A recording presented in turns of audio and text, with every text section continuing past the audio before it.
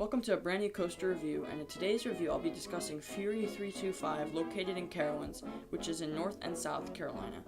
This roller coaster has a maximum height of 325 feet, making it one of the tallest roller coasters out there.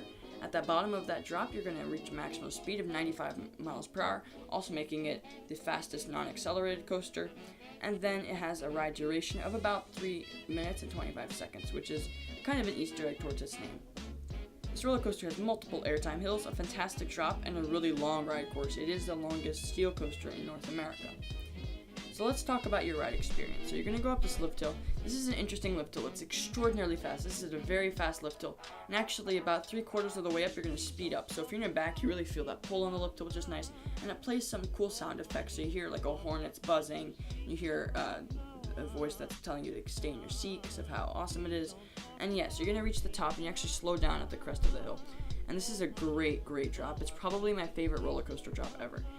And what I like about it is you're really open. It's not like Intimidator 305 or some other coasters where you're so well strapped in. I mean, even the Strata coasters where you're so tight in your seat that you can't really feel the G's and the forces. Here, you're not very well strapped in. Rather, you have a lot of room, so it really feels like you're falling. It's really great. And yeah, I love this drop. If you've ridden any of the B&L Hypers, but not this, just imagine that, but add 100 feet to it. It's really just that good. It's that insane. And you can really just acknowledge how long it is. After that, you're going to go through this awesome overbank turn. You do lose a little bit of your speed, but you don't really feel it. And then you can get your photo taken. You're going to go through these 2 overbanks, which is probably the best stretch of roller coaster in history. It's just great use of the terrain, or the surrounding plaza, because you go over the plaza, you go under a bridge, and then coming to that bridge part, you're going to go through this treble clef. This treble clef is probably my favorite element on the ride. You basically go into this really steep incline bank turn, and then finish up in sort of this half airtime hill.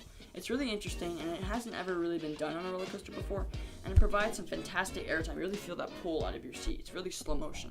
Following that, you're going to dive under this bridge, which is awesome.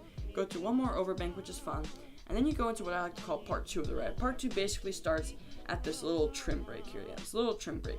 And I like this. And you go into these 3 airtime hills, and they're really forceful. Probably some of the best flow to airtime ever. And then you're going to go through this helix, which you actually lose a bit of your speed. If I'm nitpicking, this is probably the worst part of the ride, where you lose a lot of your speed. Then you're going to go through another airtime hill.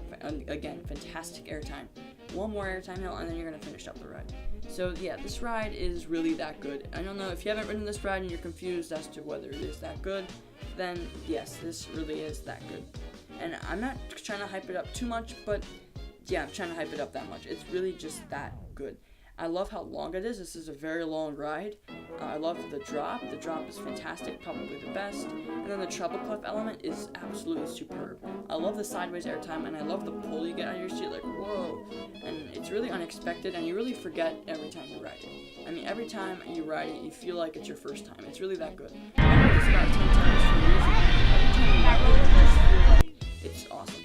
And for people who haven't ridden this, they might say it's just basically a bigger version of a B&M Hyper, but they couldn't be more mistaken. This is far more intense and longer than a B&M Hyper. A B&M Hyper, for example, Intimidator in the same park, this is much better than Intimidator. It's so much longer, it's so much faster, has great elements, and it's a lot more intense. It doesn't exactly follow the course of a B&M Hyper. B&M Hyper typically is huge airtime hills, one overbank turn, and then you're done. This is just low to the ground, simple, awesome hills. So for a final score, I'm going to give this ride an A+, and that should come without any surprise. This is a fantastic roller coaster. I think the big question is, how does this compare to the other 2 of the Gigas I've ridden? This is my second favorite. I prefer Intimidator 305. This kind of beats, I think this beats Millie for me. It's a little bit better in my opinion. And then Intimidator 305 barely beats this. I think on some days I'll prefer this, some days I'll prefer that. It's really hard to pick between those 2 because Intimidator 305 focuses on intensity and raw grab. This is more airtime, and honestly it's a bit more leisurely, whereas Intimidator 305, it's just non-stop adrenaline. But this video is obviously about Fury 325, so post down in the comments below what you think about this coaster. Do you want to ride it? Have you ridden it? What do you think? Is it your number 1? Please post down below. My name is Coaster Cupcake, and I'll see you all next time. Bye guys.